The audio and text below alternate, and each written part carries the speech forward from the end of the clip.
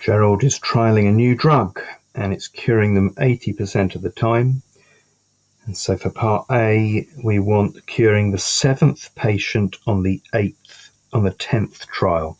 So that's one of your negative binomial ones, isn't it? So negative binomial, we want the 7th patient to be cured, and that's 0.8. And we want the probability that happens on the 10th go. So my thinking for the 10th go means in the 9 goes previously, we've only cured 6 of them. So that's 0.8 to the 6. And the other 3 of them weren't cured. And then we'll cure the 10th one. So cure 6th from the first 9 and then cure the 10th one. So my binomial equal to, I've got to cure 6 out of 9, probability 0.8, 1761. Let's bring that back. Variables, statistics, result, distributions, P times by 0.8, the extra one. So I've got 1409 there. Part B. Part B, state the 2 assumptions. Usual assumptions for these things here. Trials are independent, so each time doesn't affect the other one. And this probability, this 0.8, is consistent. It's the same in every trial. Usual sorts of assumptions. Part C, find the probability that Gerald has cured at least 7 patients in the first 12 trials. So that's just a standard binomial because we know we've got 12 trials. And we want at least 7, so greater than or equal to 7.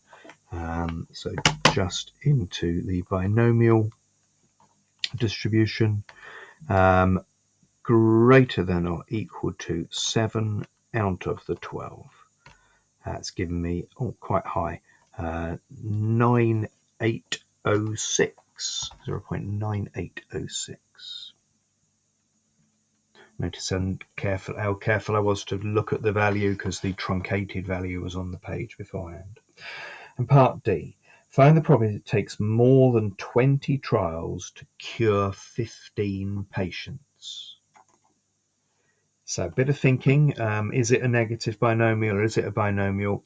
I mean, I think because we've got, I think we can think about this, that we just go, if we go 20, so out of the 20 trials and the 0.8, then we want this to be to cure 15 patients.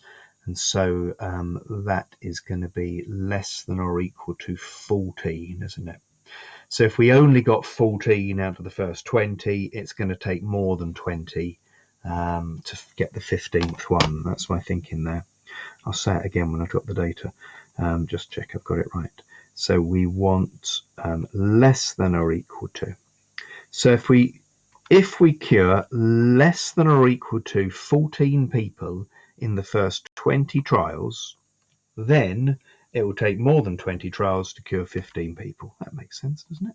So I've got 1958 there. So 0.1958.